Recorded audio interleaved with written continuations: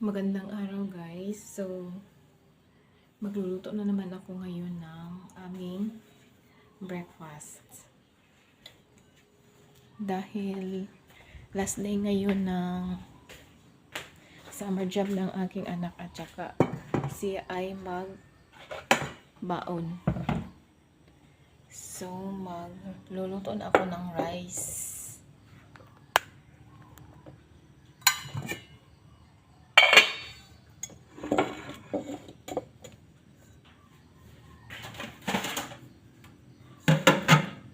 Marami pa kaming rice na naiwan.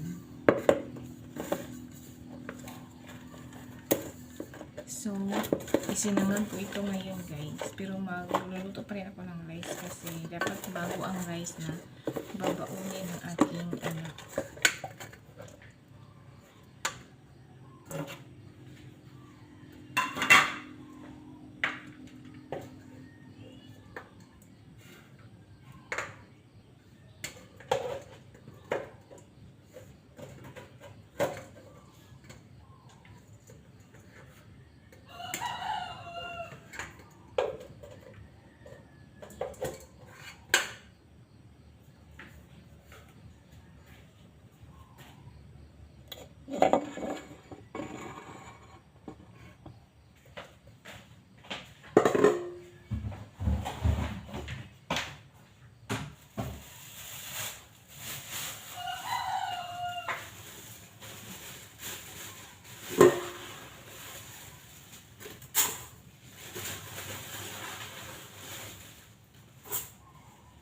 Tingnan mo ang aking taksana na rice guys. Ang liit-liit.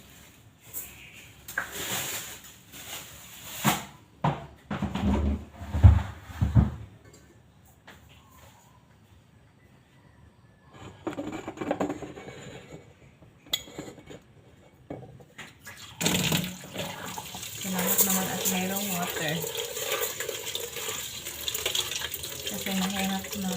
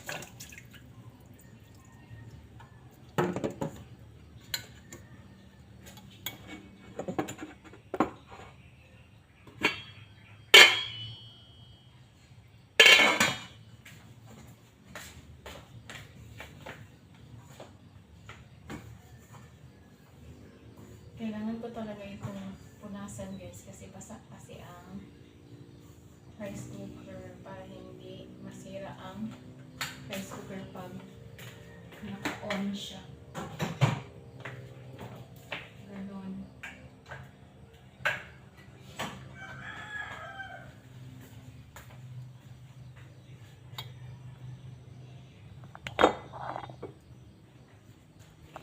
So, ang aking lulutuin ngayon na ulam guys is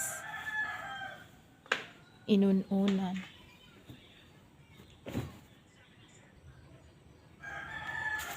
So, malambot na itong aking isda guys kasi kagabi pa lang binaba ko na siya doon sa freezer. Kasi matagal kasi siyang lumambot kasi napaka-ice na talaga niya. So, ayan.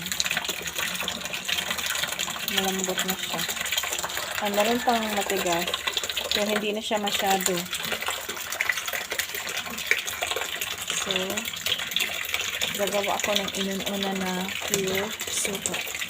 Kasi, binigyan man ako ng ating kapatid na suka tuba. Isang malaking galon at saka isang malait na bote. So, pure suka talaga yan, guys.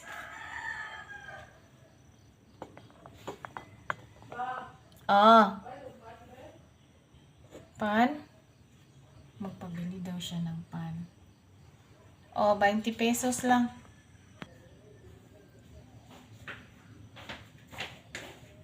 Isira ko sa gate ate kung magawas ka. So, magpe-prepare na ako ng ahos.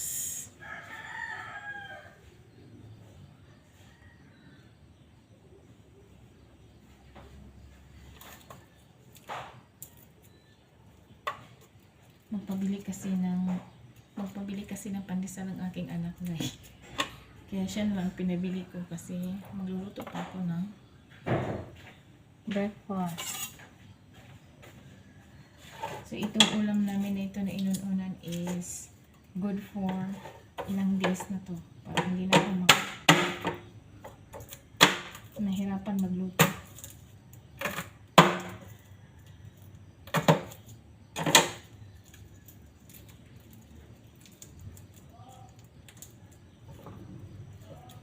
Hihiram para siya ng luto sa kanyang tito.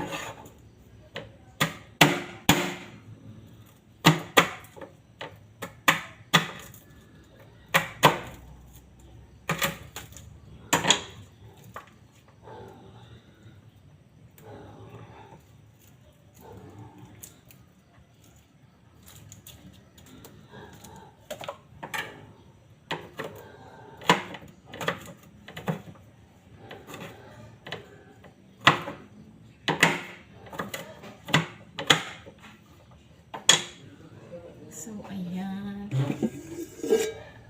Ang recados lang talaga ng aking inuunan, guys.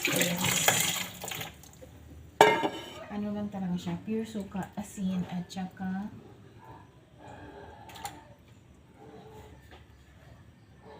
ahos. Pakita ko sa inyo, guys. Ayan. Kasi matubig pa kasi ang isdang ito. So, ito lang muna at saka yung asin. Tapos, isalan ko na siya doon sa gasol. Tapos, hihintayin ko siya hanggang parang wala ng tubig. Saka ko lagyan ng pure suka na tuba. Pure suka niyog. Yan. Lagyan ko muna siya ng Dexin.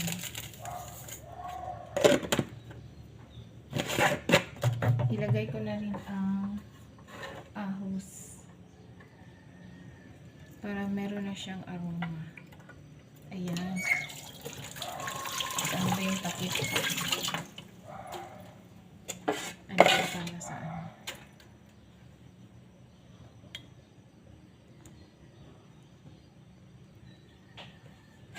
Okay. So, isalang ko na siya dito sa aming gasol.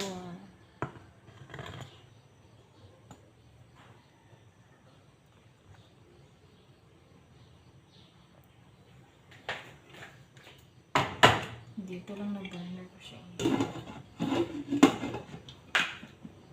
Iba man ako na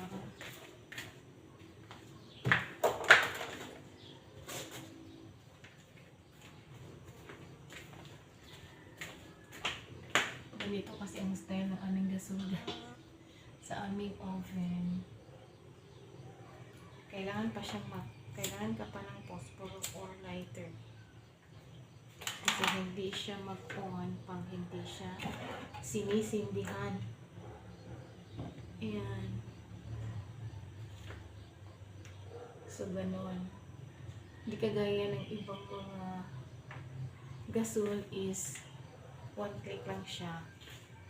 Meron ng apoy agad. So, hayaan ko muna yan siya na mawala yung kanyang water. So, yan guys. So, pakita ko sa inyo. Ganun siya. See, watery kasi siya. Kasi yung iba is pinadrain muna nila sa kanila timplahan agad ng suka tuba. Yung sa akin is ganun ang klaseng pagpa-drain ko doon sa inuunan na tulingan. See you later, guys. So ngayon guys, nagluluto kasi ng toasted bread ang aking anak dito. So hindi man magkasya ang aming mga burner dito kasi pang maliitan lang kasi siya ng kaldero.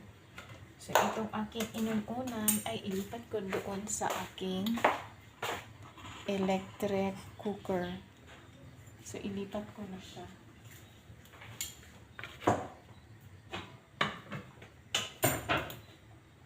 Saglit, mo muna ako ng kutsara. Kasi nahihirapan ba ako maglipat eh. Ay. Dito muna ko. Steamer. So, ganun paglipat na yun. Ganun lang. Meron pa kasi siyang tubig. So, kailangan ko siyang i-drain ng saglit.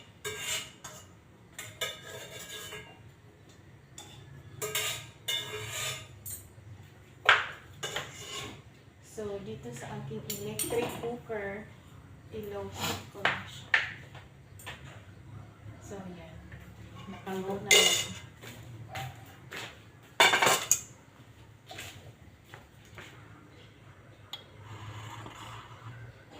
So, yan. Halang ingay talaga ng aming aso. So, ito na guys. So, meron pa rin siyang water. So, mamaya ko na lang yan ilagyan ng suka tuba. Kasi meron pa talaga siyang water. So, kaya tinitingnan ko talaga siya. Kasi baka masunog. O, diba? Yan. Meron pa.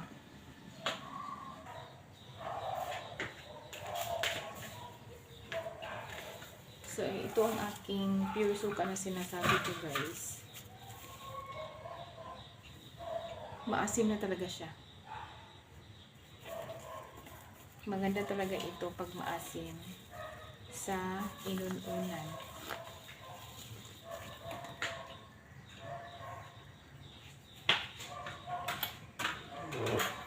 Titingnan ko muna kung okay naman siya.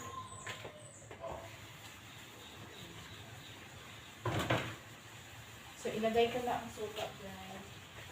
Kasi wala na siyang tubig.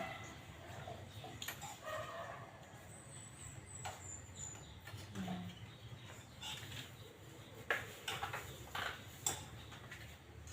So, at least parang 1/4 ng bote ang nilagay ko ng suka.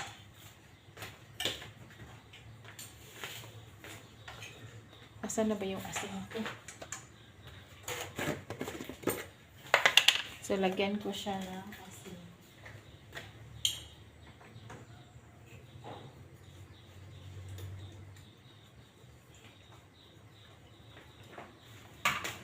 Ayan.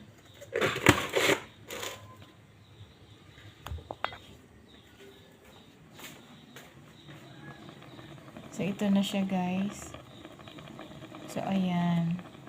So, let it simmer until the fish is tender. See you later guys. So, ayan siya. So, nahiya kasi siya sa camera guys. Kaya, ganun na lang. Nagluluto siya ng toasted bread. Breakfast niya. Oh, ayan. Oh, di ba masarap? Bilisan mo na dyan kasi malilate ka na. Hati tayo niyan. Kasi ito, mamaya na naman ulit. So, kaning itlog na lang imong banuno. Ha? Tortillas na ako ni. Mana ka diha? Kaya magbutang na kung kaya magsinangag pa ako ngayon, guys. So, tapos ng aking anak, guys, magluto ng toasted bread. Ako naman ay luluto ng itlog para sa kanyang baon for lunch. Isang itlog lang to guys. Galing ito sa manok namin doon sa labas.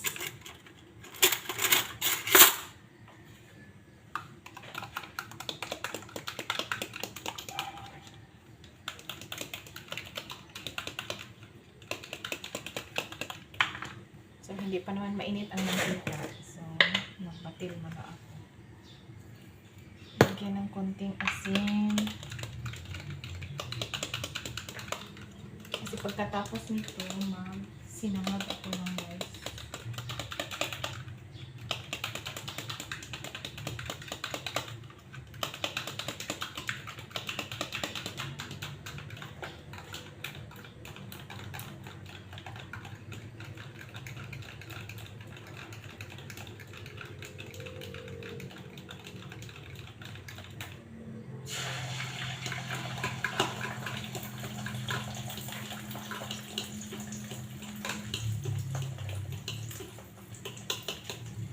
Mga yuko-ukoan.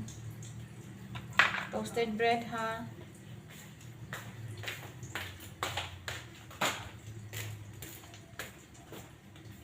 Gusto ko ba makita ng oras nito? Ay, kumukulo talaga siya.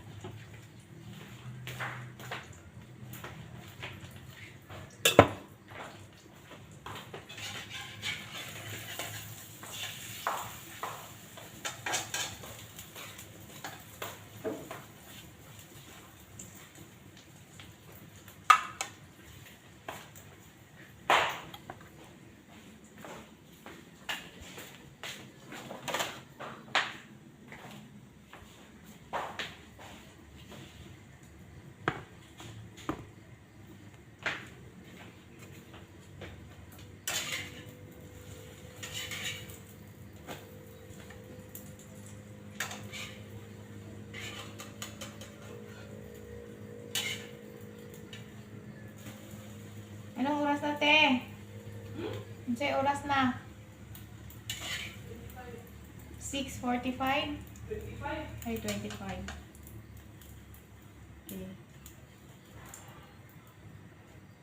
So, ito na ang kanyang ulam for lunch. So, magluluto na ako ng sinangag. Lagyan ko ulit ng konting mantika. Dagdagan ko ng konting mantika kasi konti na lang. Ay, mamaya ko na ilagay ang ahos kasi hindi pa siya mainit. Dapat kasi pag magluto ng sinangag na rice is mainit talaga yung mantika. Para yung rice is hindi siya didikit doon sa kalaha. So, maglagay na ako ng asin. Para at least mag-melt naman yung asin. Para pagkain mo ng sinangag na rice is hindi mo mapipeel yung mga buto-buto na asin. Ganon. So, naliligo ang ating anak, guys. Titingnan ko muna ang ating inununan. So, ayan. Kumukulo na siya. Hindi ko pa yan tinakman. Mamaya na lang. So, babalik ta rin ko yan.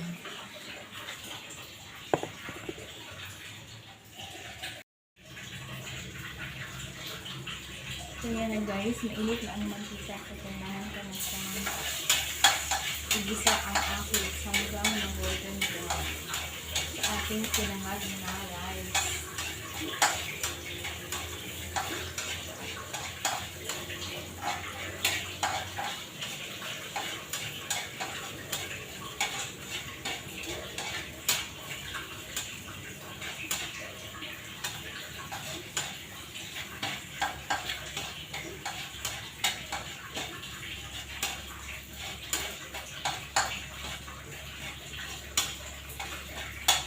Ayan ko muna yan ng golden brown.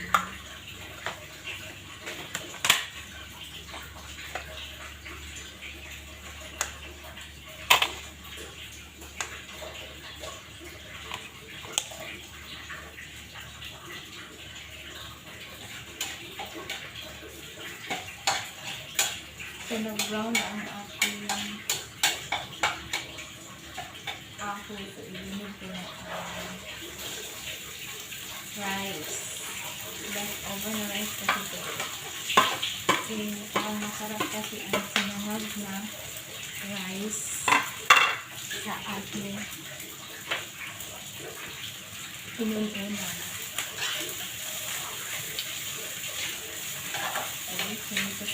lang natin ang ating sinangag hanggang ito ay ma-recipe.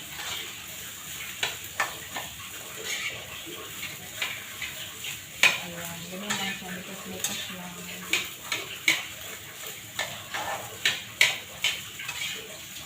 Hanggang sa maluto ulit ang rice. Ayan.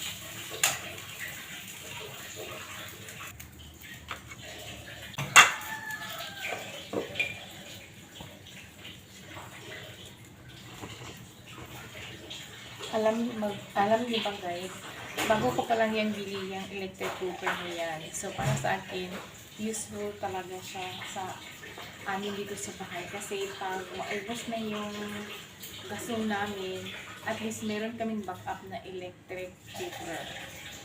So ang brand ng aming electric cooker guys is Hodek. Hodek electric cooker. 4 liter siya ang kasya doon sa kanyang lutuan. So, ganun ang aming electric cooker. So, all-purpose siya. Pwede kang magprito, mag-gisa, mag-tinola, and magsaing. So, yun ang aming electric cooker. So, tingnan ko na ang aking inunon kung okay na ba siya. So, ayan na guys, marami pa siyang water. At saka ang ating rice is luto na siya.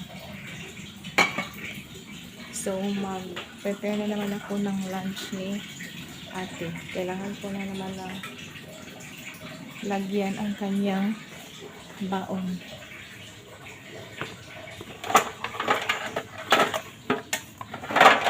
So, ito ang baonan. Ang liit-liit.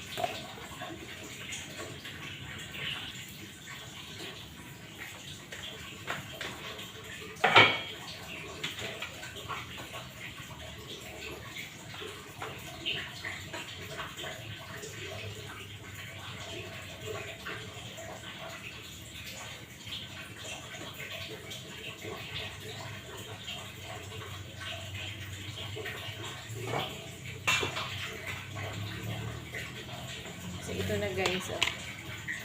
Ito ang kanyang lunch box ni ate. So, ito lang kanyang ulam for lunch today. Kasi last day of summer job work na daw niya. Tapos, maliit na disposable spoon.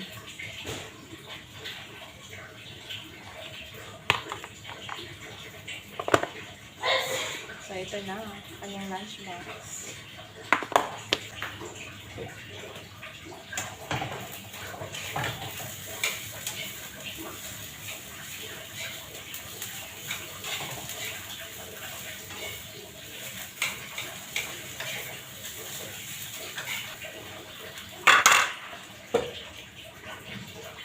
So, mamaya ko na yan anuhin ang aking sinangag na rice. So, ito na ang toasted bread na ginawa ng aking anak. Masarap siya guys. Wala man kaming toasted bread na mushroom. So, ang ginawa namin, doon na lang sa kalahat. Tapos, nilagyan niya ng margarine. Masarap siya ipare sa kape. Mamaya na lang ako mag-test.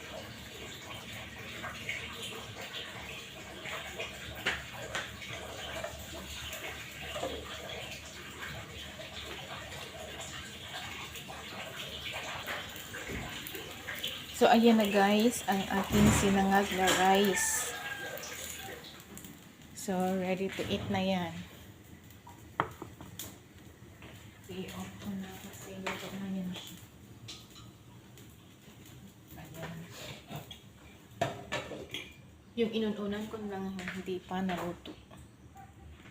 Ang ingay-ingay ng aming tubig. Kasi nag-i-impok talaga kami ng tubig dito sa aming bahay everyday. Kaya ganun. Mahirap na pag walang tubig, diba?